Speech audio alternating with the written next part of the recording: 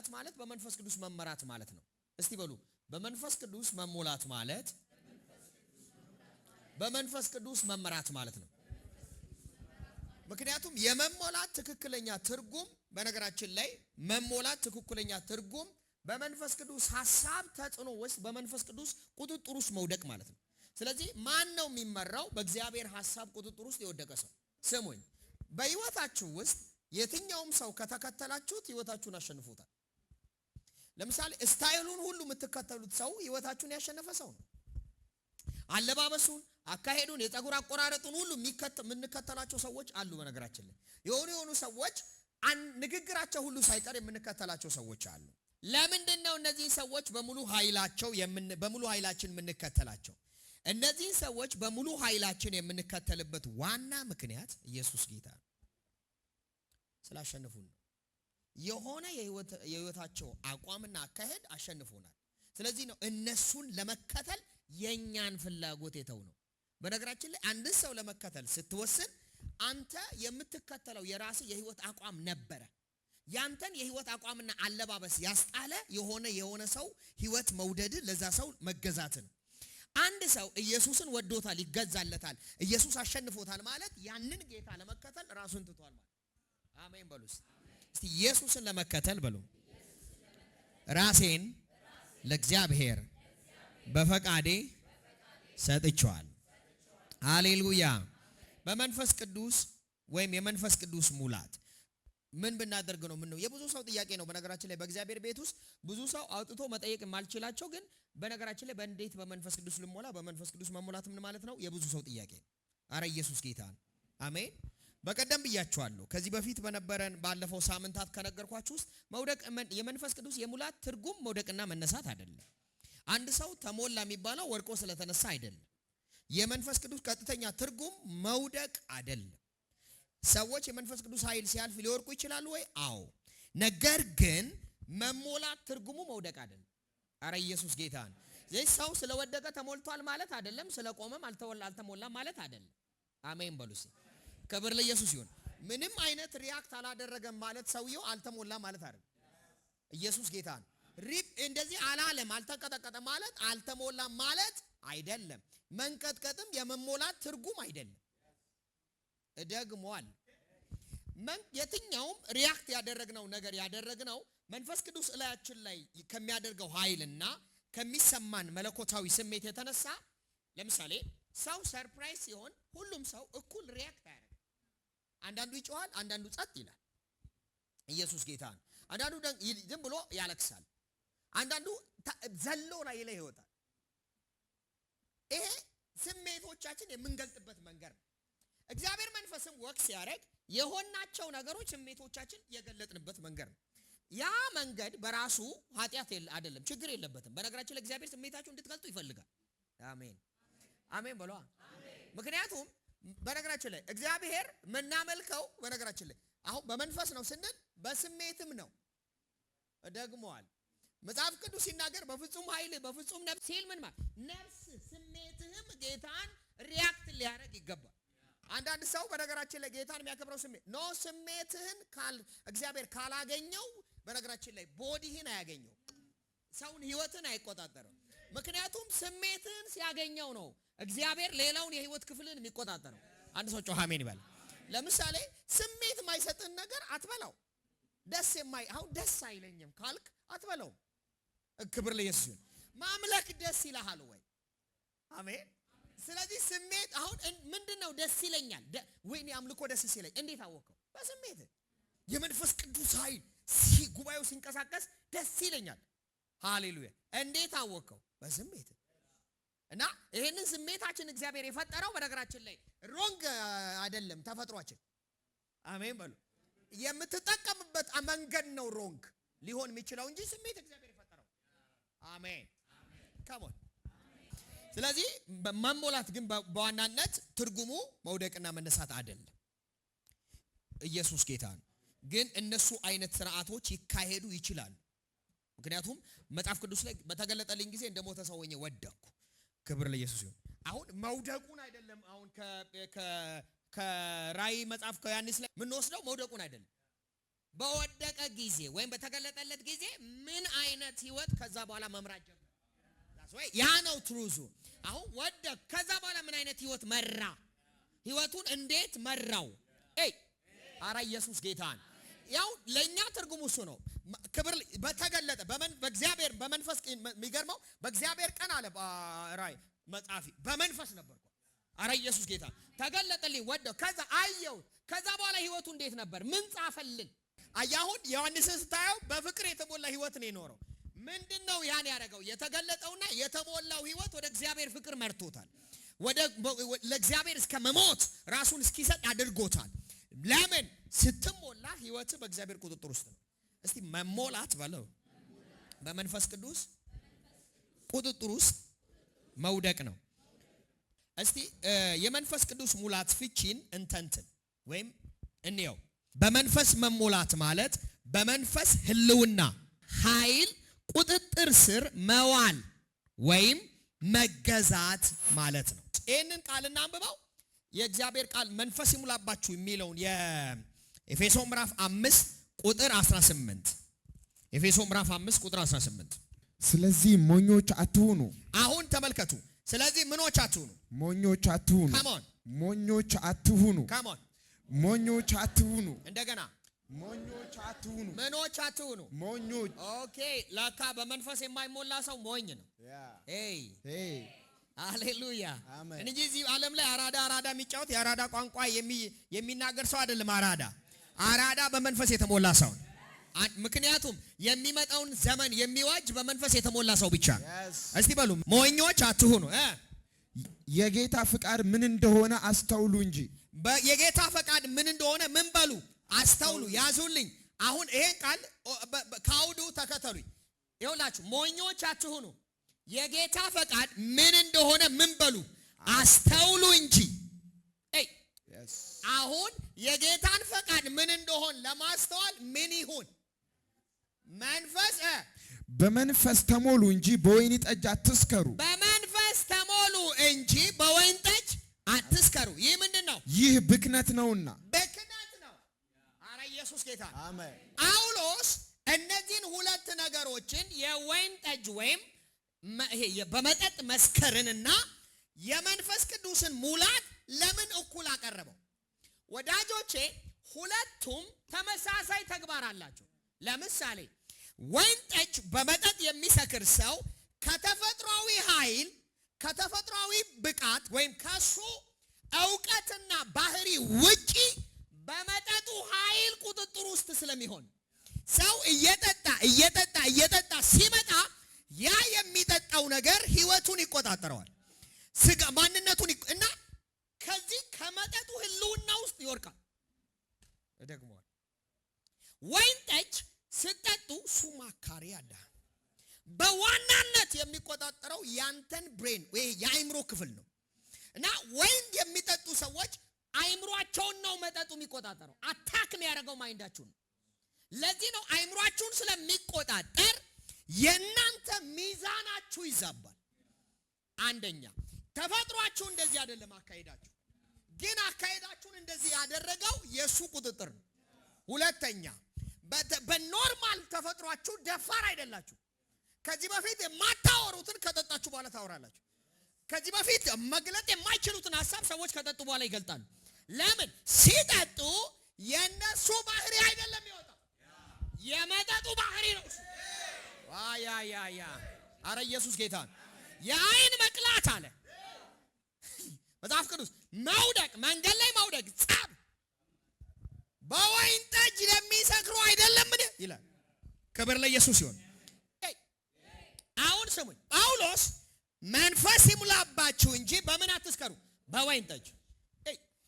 አሁን ድፍረቱ ከየት መጣ? አካሄዱ እንዴት ተቀየረ? ከዚህ በፊት ብዙ ጊዜ ነግሬያችኋለሁ። ሰው ከጠጣ በኋላ የሚንገዳገረው ብዙ ሰው እግሩ እንደዚህ ያደርጋል አይደለ? እና ምንድነው ኖርማል መሬት ለምንድነው እንደዚህ የሚያደርገው?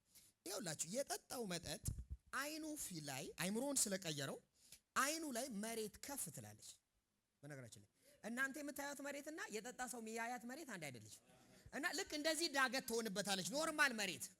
እና እሱን ለመድረስ ነው በነገራችን ላይ እንዲህ የሚለው እና መሬቱ አይደለም ከፍ ያለው ሐሳቡ ነው።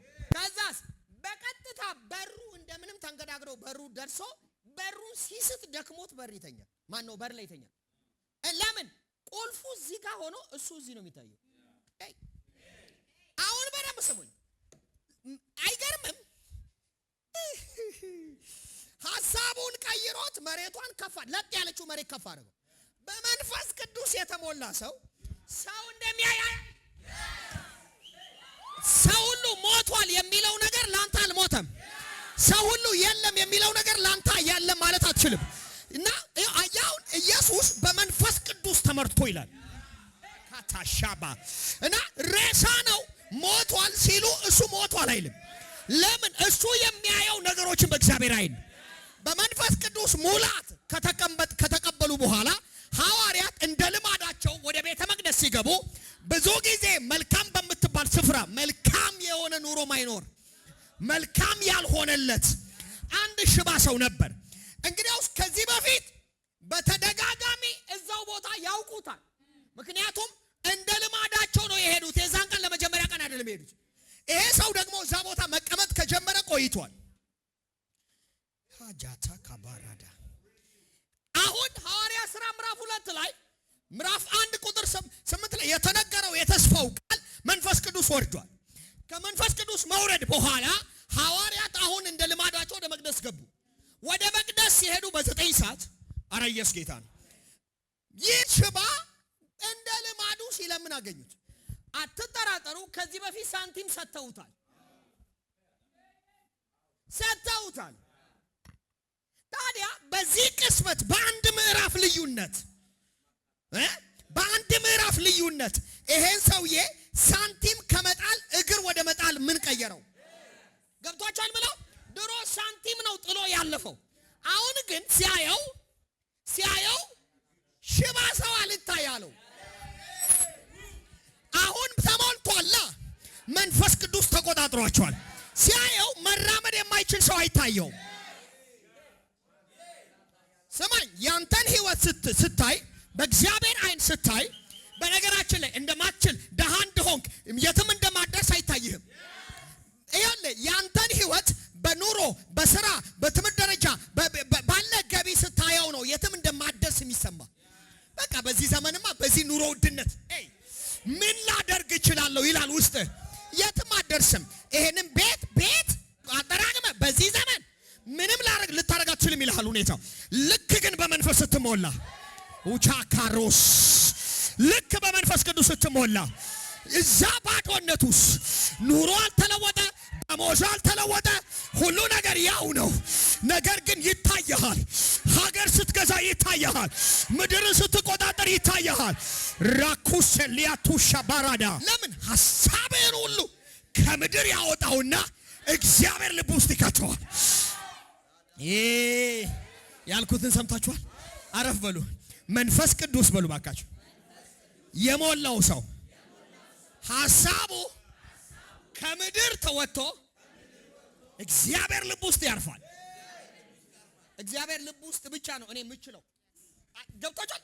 እግዚአብሔር ልብ ውስጥ ብቻ ነው እኔ ምድር ላይ ታምር ምሰራው። እግዚአብሔር ልብ ውስጥ ብቻ ነው። በዚህ ብቻዬን እቺኛው እናንተ የምታውቁት አንተ የምታውቀው ይህ ማንነት አገርን የሚገለባበጠው በእግዚአብሔር ልብ ውስጥ ብቻ። አሜን። ሰውም የገዛ የወለደችኝ እናቴን ብትጠይቋት ራሱ ይኸውላችሁ ከተማ ሊቆጣጠር አትልም። እንደምንም በነገራችን ላይ እንደው እንደ ሰፈራችን ልጅ ምን አለ ኢንጂነሪንግ ብትመረቅ ሰው አታረገንም እኛንም። አያውን ልጃቸው የሆነ ወረቀት ቢዝ ምድር ሰፈሩ ላይ እንደሚያስከብር ተስፋ ያደርጉታል። ያ ባይኖረውስ በቃ ዋጋ የለህ የሰው ልጅ እንዲህ ነው እናንተ ግን ምናምን አይና ኮስታ ያ ቤተሰብ ያንን ሰው በመንፈስ ቅዱስ ተሞልቶ ቢያየውስ አቹታ ካራዳ በህልውናው ተሞልቶ ቢያየውስ በእግዚአብሔር መንፈስ ተሞልቶ ቢያየው እንደዚህ ይታያል። እንደ አብርሃም ሀገር የሚገዛው የትውልድ አባት የሆነ የኔሽን አባት የሆነ አንድ የሰፈራቸው አልታበሪያ ኩሳባሊያታ ሊባኖ ኮራባ በጌታ በኢየሱስ መንፈስ ይሙላባችሁ። እግዚአብሔር ልባችሁን ይስረቀው።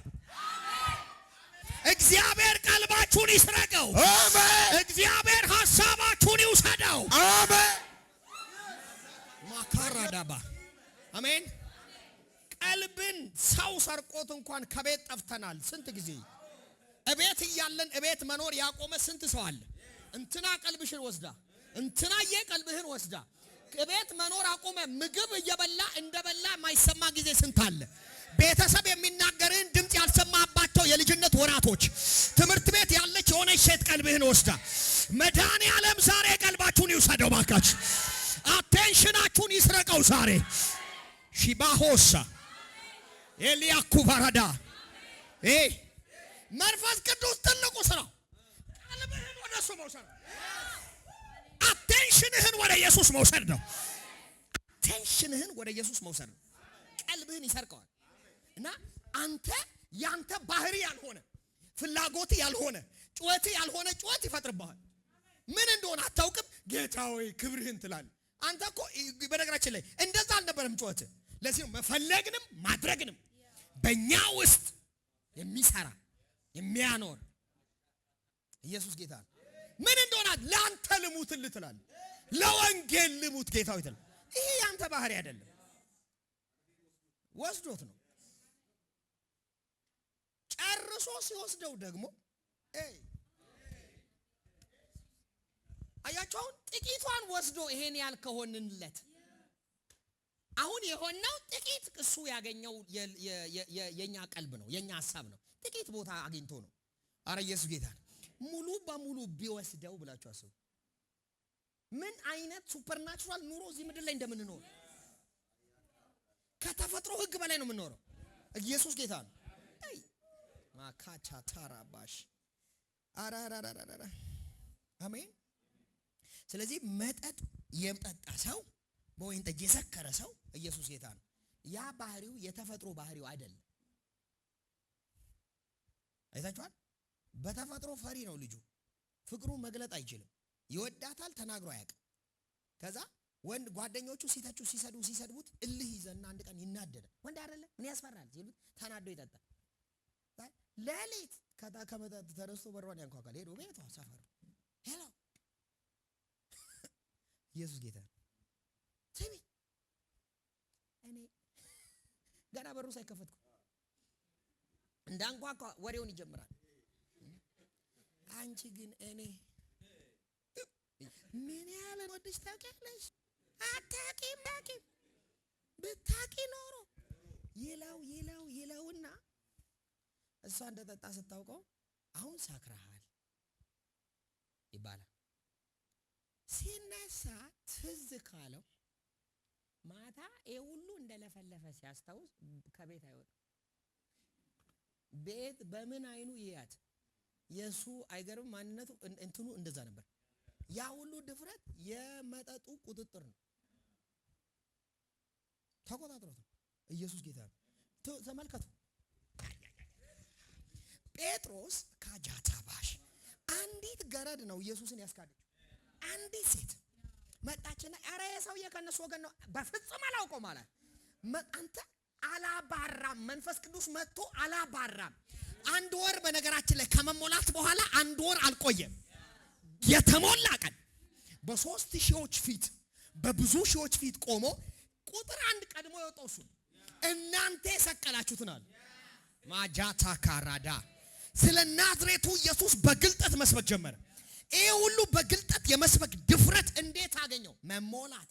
መሞላት በሉ መሞላት። ልክ መንፈስ ቅዱስ ላይ ከወረደ በኋላ እንደዚህ አይነት ይናገራል። እንደ ሰውዬው 3000 ገበያ ያደረገ። ወዳጆቼ መንፈስ ቅዱስ በሉ የማይጠቅም የተባለውን ሰው ጠቃሚ ያደርገዋል። አይረባም የተባለውን ሰው ጠቃሚ ያደርገዋል። ለምድር፣ ለሀገር፣ ለዓለም የሚበቃ ጠቃሚ ሰው ያደርጋቸዋል። እርሱ ሲሞላችሁ መንፈስ ይሙላባችሁ እንጂ በወይን ጠጅ አትስከሩ። ይህ ምንድን ነው? ማባከን ነው። ማባከን ነው። ለናሶ ባያካባ እሺ፣ መንፈስ ይሙላባችሁ እንጂ በወይን ጠጅ አትስከሩ፣ ይህ ማባከን ነውና። ስለዚህ ምን አልኳችሁ? በዚህ ክፍል ውስጥ ጳውሎስ በሁለት ነገሮች ብለን መሞላት የሚለው ምንድነው ብለናል? በአልኮል የተሞላ ሰው በአልኮል ቁጥጥር ወይም አገዛዝ ስር ይውላል። ስለዚህ የአልኮል ህልውናና ኃይል ተፈጥሯዊ ኃይሉን ተግባሩን ይገዛዋል። ስለዚህ ከባህሪው ውጪ ሪያክት ሲያደርግ ታየዋል። ጀግና የሚጫወቱ በኖርማል ላይፋቸው ላይ ሲጠጡ ግን የሚያለቅሱ ሰዎች አሉ።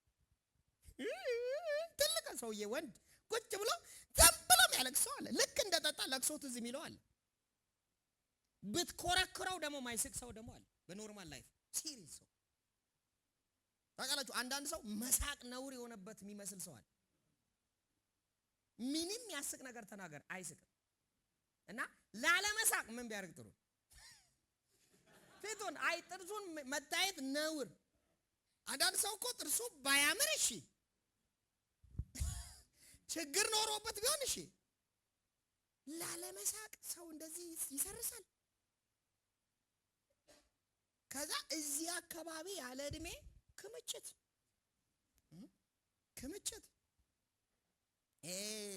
የመንገድ ብሬከር አለ አይደል?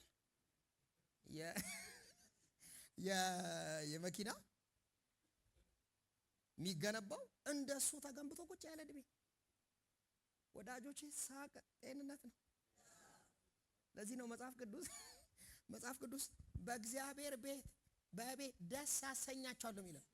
በነገራችን ላይ እግዚአብሔር መንፈስ የሞላው ሰው ብቻ ነው እድሜው የሚረዝመው። ለምን? መንፈስ ቅዱስ ደስታ ስለሚሆነው። ጭንቀት በሞላበት ምድር ሐሴት እያደረክ ትኖራለህ። ያ ደስታ ደግሞ እድሜን ያረዝመዋል። ኢየሱስ ጌታ ነው። አንድ ነገር ልናገርና ወደ መቀጠል ይኸውላችሁ፣ በህይወታችሁ ማለት ነው ይሄ እንትኑ ላይ ችክ አትበሉ። ያልተለወጠ ነገር ላይ ችክ አትበሉ። ኢየሱስ ጌታ ነው። በመጀመሪያ ደረጃ ሃሌሉያ፣ እንደው ከዚህ ቀን ጀምሮ ወደ ቤት ስትገቡ እንደዚህ አድርጉ። ብዙ ያልተስተካከሉ ነገሮች አሉ አይደል? እርሷቸውና እቤታችሁ ያሉ መልካም ምትሉ፣ ከዛ እሱን እያነበባችሁ ደጋግማችሁ ጌታን አመስግኑት። ለምሳሌ ጤነኛ ነው ወይ? ጻፈው። ጤነኛ ነኝ እኔ ለምሳሌ ጤነኛ ነኝ፣ ኩላሊቴ ይሰራል ብለህ ጻፍ። አየር ያለ ገንዘብ እየተነፈስክ ነው ብለህ ጻፍ። ክብር ለኢየሱስ ይሁን። ቀጥለህ ካመልተ ስራ ለምሳሌ በነገራችን ላይ ብዙ ሰው ስራ አጥተው እየተንከራተተ ነው። አንተ አሁን ስራ ደሞዜ ትንሽ ወይም ተቸገር፣ ስራ አለኝ ብለህ ጻፍ። ቢያንስ ገቢ አለኝ ብለህ ጻፍ። ኢየሱስ ጌታ ነው። ኧረ ኢየሱስ ጌታ አሜን። ቤት የለኝም ማለት የቤት ኪራይ ግን እየከፈልኩ ነው ብለህ ጻፍ። ሻባሊያ ታባሮስ አንድ ሰው ለቆ አሜን ይበላይ። የቤት ኪራይ ግን እየከፈልኩ ነው ብለህ ጻፍ። እያንዳንዱ አንተ ቤት እግዚአብሔር ያደረጋቸው መልካም ዘርዝራቸውና ጻፍ። ከዛ እነሱን እያሰላሰልክ አመስግን። ይሄንን ለባልና ለሚስቶችም እሰጣቸዋለሁ።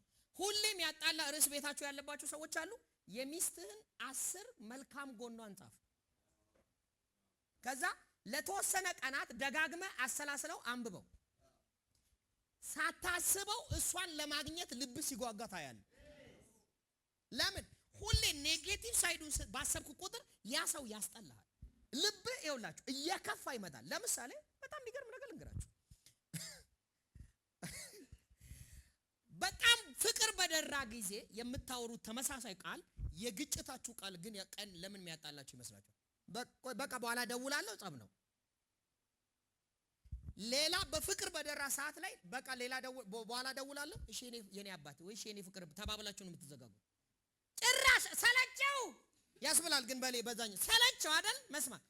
አያውን እዚህ ሰዓት ላይ በረከት ራሱ እዚህ ውስጥ ተገልብጦ ነው የሚነበበው።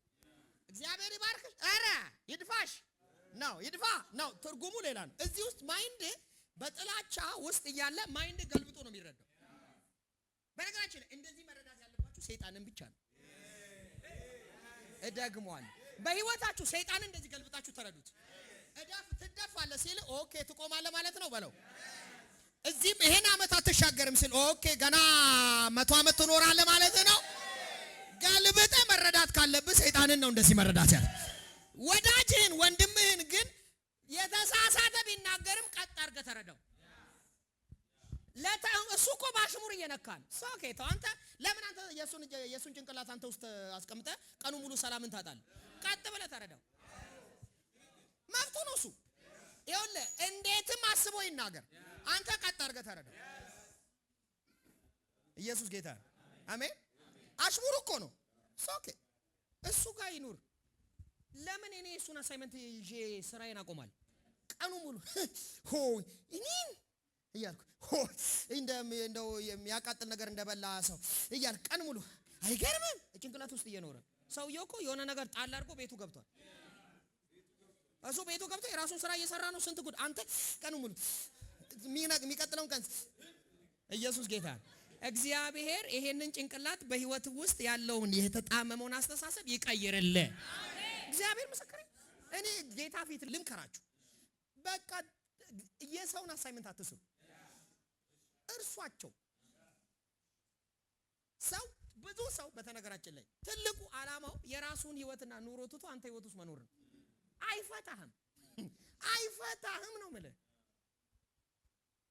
አያውቅህም እኮ አንድ ቀን አይቶ ራሱ ማያውቅ ሰው አይፈታም። ምን አይነት የኑሮ ዘይቤ እንዳለ አያውቅም። እኔ የሚገርመኝ ማለት ነው፣ ለምሳሌ የምታውቁት ላይቭ ላይ አንዳንዴ እገባለሁ። ኢትስ ሶ አሜዚንግ።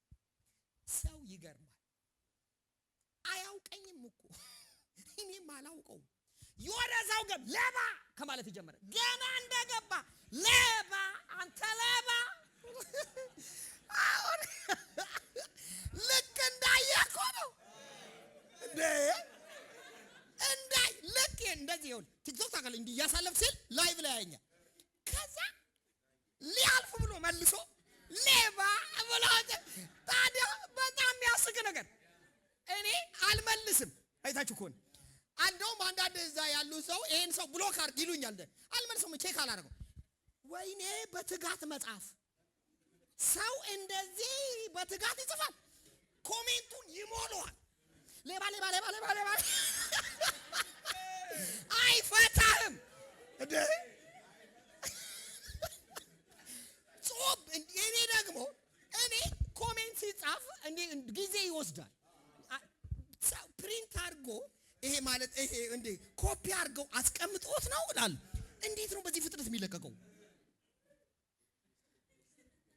ኮፒ ፔስት የሚያደርጉ እኮ ነው የሚመስለው ገና። ታዲያ አሁን ይሄንን እና የሰው ልጅ በቤተክርስቲያን የሚሰበሰብ በቤተክርስቲያን የተዋወቀው በኳይር የተዋወቀው ሰው አስብ። ሰው አንድ ቀን እንኳን ሳያውቅ በዚህ ልክ ለመሳደብ ንቁ ከሆነ በእያንዳንዱ ጭንቅላት ውስጥ ብዙ ጨለማ አለ። ስለዚህ እንዲህ ቀጥ አድርጎ አይረዳሽም። ክብር ለኢየሱስ። አይረዳህም። በቃ መልበስህን አይረዳውም። ይሄ መልበስ እንዲህ መዘነጥህን በቀጥታ ለመረዳት ማይፈልግ ጭንቅላት አለ፣ በጨለማ የተያዘ። መልበስህን ለብሰህ መኪና ይዘና እስቲ እግዚአብሔር ይመስገን ጌታ ረዳው ከእግረኝነት ወይም ከትራንስፖርት ወጥቶ መኪና እግዚአብሔር ሰጠው ከማለት ማለት ነው። ሰርቆ ነው፣ ሰርቆ እኮ ነው። ከዛ ደግሞ ሲዘል ማለት ነው አስደግሞ እኮ ነው። በቃ ቤት ይርቁ አንተ እኔ አሁን ይሄ ሰውዬ መቼም ሀብታም አይሆንም። ለምን እንደማይሆን ልንገር። ሀብታም የሆነ ሰው እንዴት ጌታ ባረከው ብሎ ሰርች አያደርግማ። እንዴት ተጎበኛ አይልም። ስለዚህ የተጎበኘን ሰው ሁሉ በነገራችን ላይ ጠለሸት መቀባት፣ እኛ አይነት ሰዎች አይሳካላችሁ። ለዚህ ነው መጽሐፍ ቅዱስ ሲናገር ባለጠጋን በቤት ውስጥ ሆነ በልብ እንኳን አትሳደብ ይላል። ጋና ንጉስንና ባለጠጋን ይላል። እንዳው ስለ ንጉስ ሲናገር ወፏ ተወስዷ ታደርሳቸዋለች ይላል። ወፏ ታደርሷለች ወሬህን።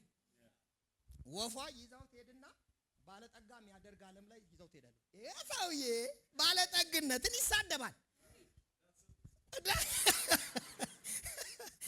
ኢየሱስ ጌታ ነው። ጌታዬ ምስክር። አንድ ሰውን እግዚአብሔር ስኬታማ ካደረገው ባይገባችሁም እግዚአብሔር ሆይ አመሰግናለሁ በሉት። ታንክ ዩ ስለሱ በሉት። ያ ላይት አንተ ጋር ይመጣል። እኔ በታምር እግዚአብሔር ያሳካላችሁ የወጡ አገልጋይ አልሳደብ። ድካም ሊኖርባቸው ይችላል፣ አልሳደብ በታምር። ካልገባኝ አልገባኝ። ክብር ለኢየሱስ። የገባኝን እውነት እየሰበኩ እቀጥላለሁ። በቃ የገባኝን አወራለሁ። እንዴ እኔ አንተን ካልሰደብኩ ልክ አልሆነም። የኔ ልክ ነው ለማለት እኮ አንተን ማቆሸሽ አይደብቅብኝ። እሺ ልምጣ። እኛ በመንፈስ ቅዱስ ቁጥጥር ስር ነን ስንል ነገሮችን በራሳችን ብርታት ወይም ጉልበት ብቻ ከማድረግ ይልቅ እርሱ በሚሰጠን ኃይልና መሪት እናከናውናለን ወይም እያከናወንኩ ነው ማለታችን ነው። ወይም ለማድረግ የምፈልጋቸውን ብቻ ከማድረግ ይልቅ በእርሱ እመራለሁ እያልኩ ነው። ብዙ የምፈልጋቸው ነገሮች በህይወታችሁ፣ ብዙ የምትፈልጉት ነገር በህይወታችሁ ሊኖር ይችላል። በመንፈስ ቅዱስ ቁጥጥርና ሙላት ውስጥ ነው ሰው እየተመራ ነው ማለት ኢየሱስ ጌታ ነው። አሜን። የእኛን ፍላጎት የራሴን ፍላጎት ትቻለሁ ማለት ነው። ለምሳሌ በደምብ ስሙኝ። ይሄን ቃል በጣም እንትን ስላለኝ ነው ያስኩት። ስሙኝ። ብዙ ሰው በመንፈስ ቅዱስ ባለመመራቱና በመንፈስ ቅዱስ አመራሩ ራሱን ባለማስገዛቱ አለ በጌታ በኢየሱስ ክርስቶስ አምነው የዘላለም ሕይወት መውረሳቸውና የእግዚአብሔር ልጅ የእግዚአብሔር መንግስት መቀላቀላቸው እውን ሆኖ ሳለ በምድር በሚኖራቸው ዘመን እግዚአብሔር እንዲኖራቸው ከሚፈልገው ከብዙ ነገር ጎለው ይኖራሉ። ብዙ እዚህ ምድር ላይ እግዚአብሔር እንዲኖረን እስቲ በሉ በመንፈስ ቅዱስ መመራት በዚህ ምድር ላይ እግዚአብሔር እንዲኖረኝ የፈለገውን ሁሉ እንዲኖረኝ ያደርጋል። ለምሳሌ በጤንነት እንድኖር የእግዚአብሔር ፍላጎት ነው። ጤናማ ህይወት እንዲኖረኝ መንፈስ ቅዱስ በጤንነት እንዴት መኖር እንዳለብኝ ይመራኛል። ሁለት እግዚአብሔር ፕሮስፐር እንድታረጉ እንዲሳካላችሁ እንድታፈሩ እግዚአብሔር ይፈልጋል። እንድናፈራ ወደምናፈራበት የህይወት ስርዓት ውስጥ የሚመራን ግን መንፈስ ቅዱስ ነው። እዚህ ምድር ላይ እንድንኖር የተፈለገውን የህይወት ስርዓት እንድንኖር የሚያደርገን የመንፈስ ቅዱስ ምሪት ነው። ለምሳሌ ዳዊት ይኸውላችሁ ወታደር አለው፣ ተዋጊ አለው። ነገር ግን ጠላቶቹ ልክ ከጽግላግ ሲመለሱ ጠላቶቹ ንብረቱን፣ አካባቢውን፣ ሰፈሩን፣ ባል ሚስቶቹ ሁሉ ተዘረፉ። ሲዘረፍ አሁን እንግዲህ ያውስ አቅም እያለ ወታደር እያለ ጉልበት እያለ በዛውም እንደዚህ አይነት አቅም እያለ ልክ ያንተ ሚስት፣ ቤት፣ ትዳር፣ ገንዘብ፣ ቤት ተዘርፎ ስታይ ወዲያው አይደል አክሽን ለመውሰድ የምትሮጠው። ዳዊት ግን ይላል ከሱ ጋር ለጦርነት የወጡ ወታደሮችም የነሱን ቤተሰብ ተዘርፎ ስለነበረ ተሰብስቦ መተውበት እነሱ እየጨሁ እሱ ግን ለጸሎት ተንበረከከ። ለጸሎት ተንበረከከና ምን ቢል ጥሩ ነው? ጌታ ሆይ ልውጣን? አዎ ውጣ ሲለው ቤት በኩል ልውጣ አለው። አንድ ሰው ጮሃ ምን ይበል? ቤት በኩል ልውጣል። እንደወጣ ፈቃድ ከሆነ ቤት በኩል ልውጣ። አየህ፣ እንድሰራ ፈቃድ ነው። እንዴት ልስራ? እንድነግድ ፈቃድ ነው። በምን ጥበብ ልነግድ? እንዴት ላርግ? አረ ኢየሱስ ጌታ ነው። የሆነ ሰዎች የሚነግሩን ሲስተም ትተህ መለኮት በሚሰጥ መንገድ ከህግ ውጪ ፕሮስፐር ታደርጋለህ። ከህግ ውጪ ሰው ሁሉ ፌል በሚያደርግበት ዘመን አንተ ታርተርፋለህ። ያንተ ቢዝነስ መውደቅ አይችልም። ለምን? እግዚአብሔር እየመራ ስለሆነ። ብቻውን መራቸው አይደል የሚለው እስራኤልን ከእርሱ በቀር ሌላ አምላክ አለ። ኦኬ፣ አሁን እግዚአብሔር ብቻውን ህዝቡ ሲመራ የህዝቡ ህይወት እንዴት ነበር? አንደኛ በመንገዳቸው በፊታቸው ባህር ሸሸች ይላል። እግዚአብሔር ሲመራ አንዳንዱን የሚውጠው ባህር አንተ ፊት ይሸሻል። ባህር ከፊታቸው እነሱ አይታ የሸሸ የእስራኤልን አምላክ አይታ አይደለም። ቆይ በሉ፣ ባህር ከፊታቸው የሸሸችው የእስራኤልን አምላክ አይታ አይደለም። ኦኬ፣ ባህር የሸሸው የእስራኤልን ፊት አይቶ አይደለም፣ የሙሴን ፊት አይደለም፣ የእግዚአብሔርን ፊት አይቶ ነው። ወዳጆች፣ እግዚአብሔር ሲመራችሁ ድህነት ከፊታችሁ ይሸሻል። መናፍስቶች ከፊታችሁ ይሸሻል። የኪሳራ መንፈሶች፣ የጭንገፋ መንፈሶች፣ ህይወትን፣ ቤትን፣ ልጅን የሚበሉ መንፈሶች ከፊት ላይ እንደ ጉም ይበተናል። አንድ ሰው ያኛል የሚል አሜን ይበል። ፍላጎቴን ማድረግ አቁሜያለሁ፣ ዕውቀቴን ማድረግ አቁሜያለሁ እና በእውቀቱ መመራት ጀምሬያለሁ። መጽሐፍ ቅዱስ ሲናገር እንደዚህ ይላል፣ ወደ ገዛ በጎቹ መጣ ይልና የገዛ በጎችን በስማቸው ከጠራ በኋላ ከፊት ፊታቸው ይሄዳል ይላል። ከዛስ ከፊት ፊታቸው ይሄዳል፣ እነሱም ይከተሉታል ይልና ማጃቱ ረባስ በረኛውም በሩን ይከፍትላቸዋል ይላል። ለማ ለሚከተሉት ይኸውልህ፣ ሰባሪው እግዚአብሔር ሰብሮ ከፊት ወጥቷልና ይላል። ሰባሪው እግዚአብሔር ሰብሮ ከፊታችሁ ስለወጣ እነሱም ሰብረው ይወጣሉ ይላል። እግዚአብሔር ለኛ የወሰነው ከፍ ያለ ህይወት አለ። እኛ ግን የቃረምን ምንውለው የብዙ በሰይጣን ተጽዕኖ ውስጥ ያሉ የዚህ ዓለም ሰዎች ስርዓትና ባህሪ ስንከተል እንደነሱ ለመሆን የነሱ መንገድ ለመከተል ስንል እነሱን የመታቸው ተመሳሳይ ዲመን ይመጣል። እነሱን ያገኛቸው ተመሳሳይ የሚገርመው መንገዳቸውን ይሄ የሆነ ነገር እኮ እጃችን ገብተዋል፣ ግን ሰላም የለም፣ እረፍት የለም፣ ቤታችን ይረበሻል። ለምን?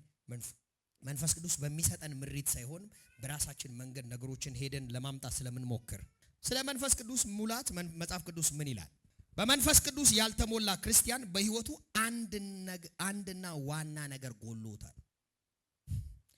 ኢየሱስ ጌታ ነው። በመንፈስ ቅዱስ ያልተሞላ ክርስቲያን በህይወቱ አንድ ነገር ወይም ዋና ነገር ጎሎታል። በሐዋርያት ሥራ በነገራችን ላይ ቅድም ያነበብነው ኤፌሶን ምዕራፍ 5 ቁጥር 18 ላይ መንፈስ ይሙላባችሁ የሚለው ቃል ለኤፌሶን ቤተክርስቲያን ብቻ የተሰጠ ቃል አይደለም።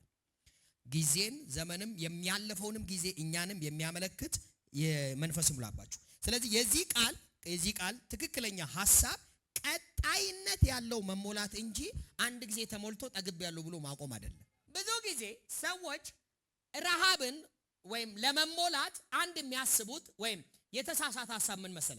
ባዶነት፣ ምንም እንደሌላቸው፣ እግዚአብሔር በእነሱ ውስጥ እንደሌለ፣ ባዶ ደረቅ እንደሆኑ እያሰቡ የመንፈስ ቅዱስን መሞላት መራባቸው። ይሄ ሮንግ ሐሳብ ነው። ክብር ለኢየሱስ ይሁን። መንፈስ ቅዱስ ይኸውላችሁ ጌታ ኢየሱስ ክርስቶስ ሃሌሉያ ያመነ ሰው የእግዚአብሔር መንፈስ በውስጡ አለ። ስለዚህ የመሞላት ትክክለኛ ትርጉም ካወቃችሁ መሞላት ምን ማለት እንደሆነ ይገባችሁ። መሞላት ምን ማለት ብያችኋለሁ? በመንፈስ ቅዱስ ቁጥጥር ውስጥ መውደቅ ወይም በእግዚአብሔር ሐሳብ ውስጥ መውደቅ ነው ብያችኋለሁ። ስለዚህ አንድ ሰው ሃሌሉያ በውስጡ ያለው አምላክ ነው የሚቆጣጠረው እንጂ ይሞላል ስንል የሌለን ባዶ የነበረ የሆነ ቀን መጥቶ ወደ ውስጡ ይገባል እያልን አይደል? እያልን ያለ ነው በውስጤ የገባው ጌታ ይቆጣጠረኛል ማለት ነው። አንድ ሰው ጮህ አሜን ይበል። እኔ ውስጥ ነው ይቆጣጠረኛል ማለት ነው። መሞላት ማለት አልነበረም ወደ ነብዩ ማለት አባ የት ነህ? ኧረ ባዶነት ተሰማኝ፣ ውስጤ ይከፋኝ፣ ምንድነው ጭንቅ አለኝ ያላንተ ምናምን። በነገራችን ላይ ስሙኝ፣ ኢየሱስ ጌታን እንዲሞላን የግድ እንደሌለን ማሰብ የለብንም። ይሄ የመሞላት የተሳሳተ መረዳት ሰው ስላለው ነው። እስቲ አሜን ያዙልኝ። አሁን ሰው በጌታ በኢየሱስ ሲያምን ሃሌሉያ የትኛውም ደስታ ሊተካው የማይችለው የእግዚአብሔር ሰላም በውስጡ ገብቷል። ኢየሱስ እኛ ውስጥ ነው። መንፈስ ቅዱስ በእኛ ውስጥ ነው። ከቅዱሱ መንፈስ ጠጥታል።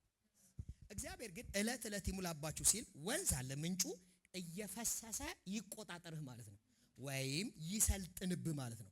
መንፈስ ቅዱስ ይሙላባችሁ፣ ይሰልጥንባችሁ፣ ይቆጣጠራችሁ፣ ይግዛችሁ፣ ያሸንፋችሁ ማለት ነው። እስቲ በሉ በመንፈስ መሞላት ማለት ለእግዚአብሔር መሸነፍ ነው። ያሸንፋችሁ፣ ያሸንፋችሁ። ጌታ ጋር እየኖርክ እንዴት ባዶነት ይሰማሃል? አሜን። በዚህ ስሜትም እግዚአብሔር አይሞላህም። አልቅሰ ደክሞ ክብር ለኢየሱስ አይን አብጦ ትንሽ ቀለል ይልሃል። የዛኔ አንተ ሰይጣን እግዚአብሔር ጥያቄን የወሰደ መሰለ እንጂ ሳይንሱ ነው በቃ የጭንቀት የለቀቀ ስላለቀሰ ስታለቅስ ለቀቀ። ክብር ለኢየሱስ። ግን የተለወጠ ነገር የለም። መንፈስ ቅዱስ ሲቆጣጠራችሁ ነው ነገር የሚቆም። እስቲ የመንፈስ ቅዱስ ድገሙ፣ ቁጥጥር በሉ እስቲ። ሃሌሉያ። ዮሐንስ ወንጌል ምዕራፍ 4 ቁጥር 13 እስከ 14 ኢየሱስም እንዲህ ሲል መለሰላት፣ ከዚህ ውሃ የሚጠጣ እሺ እንደገና ይጠማል። ከዚህ ውሃ የሚጠጣ እንደገና ምን ይላል? ይጠማል። እንደገና ይጠማዋል። እሺ እኔ ከምሰጠው ውሃ የሚጠጣ ግን ከቶ አይጠማም። ኦራ ባሃያ ባውስ እስቲ በሉ እኔ ከምሰጠው ውሃ የሚጠጣ ግን ምን አይልም? ከቶ አይጠማም። ከቶ አይጠማም። ካሞን ከቶ ምን አይልም? አይጠማም። አይጠማም። yes ባዶነት አይሰማው። አረ ኢየሱስ ጌታ ነው። አሜን። ብቸኝነት አይሰማው። yes አረ አንድ ሰው አሜን ይበል። አሜን። ስማኝ ይኸውላችሁ አንዳንድ ጊዜ አንዳንድ ጥቅሶችን ለምን መጠቀም እንዳለባችሁ ማወቅ አለባችሁ። ኢየሱስ ጌታ ነው። አሁን የኛ ደስታ በመጀመር ያለበት በሰዎች አጀብ አይደለም። ክብር ለኢየሱስ ይሁን እና እግዚአብሔር አምላክ የማያልቅ ወንዝ በውስጣችን ተክሏል። ኢየሱስ የዘላለም ምንጫችን ነው። እስቲ ኢየሱስ ረፍቴ ነው በሉ እስቲ። ኢየሱስ ረፍቴ ነው። ዮሐንስ ወንጌል ምዕራፍ 7 ቁጥር 38 አውጥ። ኢየሱስም ቆሞ ከፍ ባለ ድምፅ እንዲህ አለ። ኢየሱስም ቆሞ ከፍ ባለ ድምፅ እንዲህ አለ፣ ማንም የተጠማ ቢኖር ወደ እኔ ይምጣና ይጠጣ። ሃሌሉያ። አሜን። ማንም የተጠማ ቢኖር ወደ እኔ ይምጣና ምን ይበል? ይጠጣ። በእኔ የሚያምን መጽሐፍ እንዳለ የሕይወት ውሃ ምንጭ ከውስጡ ይፈልቃል። ከውስጡ ምን ይላል? ይፈልቃል። የሕይወት ምን ውሃ ምንጭ ከውስጡ። በጌታ በኢየሱስም ያመንኩ ጊዜ ከውስጤ ሕይወት ውሃ ምንጭ ይፈልቃል። የሚፈልቅ ነገር ነው እግዚአብሔር እኔ ውስጥ ያስቀመጠው። አሜን አሜን። ይፈልቃል። ይሄንንም ስለ መንፈስ ቅዱስ ተናገረ ይላል መጽሐፍ ቅዱስ። ሃሌሉያ። እንዴት በመንፈስ ቅዱስ መሞላት እንችላለን? አንደኛ የመጀመሪያ መረዳት ያለብን እግዚአብሔር መንፈሱን እንደሰጠንና እርሱንም በውስጣችን እንደሚኖር መረዳት። አማኝ በመጀመሪያ በመንፈስ ቅዱስ ለመሞላት መረዳት ያለበት መረዳት መንፈስ ቅዱስ ተሰጥቶናል። አሁን ጉባኤ ውስጥ ቆማችሁ ለኃይል ሲጸለይ ጣሪያ ላይ ድምፅ አትጠብቁ። ራኮስ ካባ ክብር ለኢየሱስ ይሁን። የሆነ ከከከከ ሚል ነገር እንዳትጠብቁ። ሌላ ኢየሱስ ጌታ ውርር እስኪያደርጋችሁ አትጠብቁ። አልወረረኝም፣ ጀርባዬን ወረረኝ፣ አልወረረኝም ምናምን መወረር ምናምን አይደለም። የመንፈስ ቅዱስ መሞላት ምልክት ይኸውልህ ስሜት ነው እሱ። ስደነግጥም ይወራሃል፣ ደስ ሲልም ይወራሃል። በእግዚአብሔር መንፈስ መሞላት እንዴት ይችላል? እግዚአብሔር መንፈሱን እንደሰጣችሁ እመኑ። ይሄን መረዳት ስታገኙ ትሞላል። ይኸውላችሁ በመጀመሪያ ተሰጥቶኛል እንዴ። ከተሰጠኝ ታዲያ ምንድነው የምሞላው? ይግዛህ እያልኩ ነው፣ ያሸንፍህ እያለን ነው። ስለዚህ ጉባኤ ውስጥ ይዘህ የመጣውን ፍላጎት ተውና አሁን መንፈሱን ሊናገር መንፈሱ ሊሰጥ የፈለገውን ምሪት ማሰብ ፈልግ ጀምር። ልክ የዛን ጊዜ ነው የመንፈስ ቅዱስ ቁጥጥር ሰውነትን ሲያስደስተው ታያለ፣ ሲሞቅ ታያለ፣ ህይወት ሲቆጣጠረው ታያለ። እስቲ መሞላት በሉ መረዳት ነው። እግዚአብሔር ለምሳሌ ይሄ ስልክ ጠየቅ ሰጠህ ወይም ላክ እንደዚህ አለ። ይሄን ስልክ ለመቀበል እኔ አሁን በቃ እንደ ዘረጋው ሰጠው። ስለዚህ ለመቀበል ምንድነው ማድረግ ያለብን? መዘርጋትና መውሰድ ብቻ። ኦሬዲ ተሰጥቷል። መንፈስ ቅዱስ እንደዚህ ነው ተሰጥቷል፣ አንተ ውስጥ ነው። ስለዚህ አንተ አክሰፕት ማድረግ ብቻ ነው። አንተ ጋር መለኮት ይኸውላችሁ የተሰጠን አየር አይደለም፣ የሰጠን ኃይል አይደለም፣ የተሰጠን እርግብ አይደለም፣ የተሰጠን ፐርሰን ነው።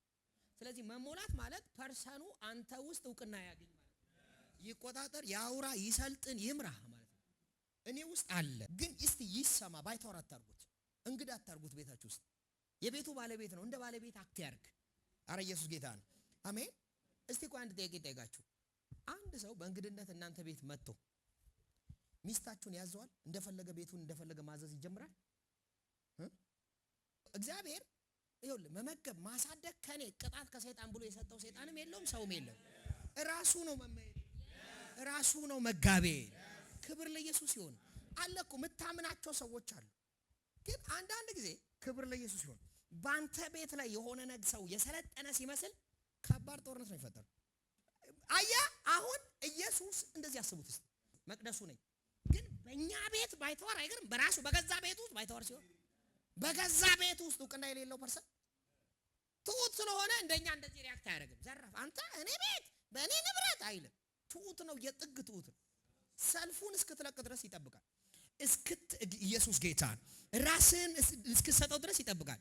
ግን የሰጠኸው ቀን ቤትን ያስውበዋል። አሜን። እና በአመጽ ኃጢአቱ ሰዎች እንዲያልፉ እግዚአብሔርን ባለመከተል ውስጥ ባለመመራት ውስጥ ያለ ብዙ ቁስል እና ኪሳራ እንዲያጋጥመን ያደረግነው የሆንበት ዋና ምክንያቱ ራሳችን ለመንፈስ ቅዱስ ለማንሰጥ ነው። አንደኛ መንፈስ ቅዱስ ፐርሰን እንደሆነ አይገባንም። ከሱ ይልቅ ቢዝነሳችን፣ ከሱ ይልቅ አካውንታችን እናምነዋለን። ከሱ ይልቅ የሰዎችን ምክር እናምናለን። ብዙ ጊዜ መንፈስ ቅዱስ የሆነ ነገር ልናደርግ ስንል የሆነ ነገር ይነግረናል። ግን የሰዎችን እንትን ከዛ በላይ ስለምናምን ያ መንገድ ተከትለን ቆስለን አልቅሰን ተሳብረን ጌታ ሆይ ለምን ዝም አልከን እንላለን። ይኸውላችሁ መንፈስ ቅዱስን ማስተናገድ መስማት ራሳችን ስላላሰለጠነን እንጂ ያልተናገረን ቀን የለም። እስቲ በሉ መንፈስ ቅዱስ በሉ ያልተናገረን ቀን የለም። አንድ ነገር ግን እንድታውቁ ፈልጋለሁ። የመንፈስ ቅዱስ በባህሪው ትዑት ነው።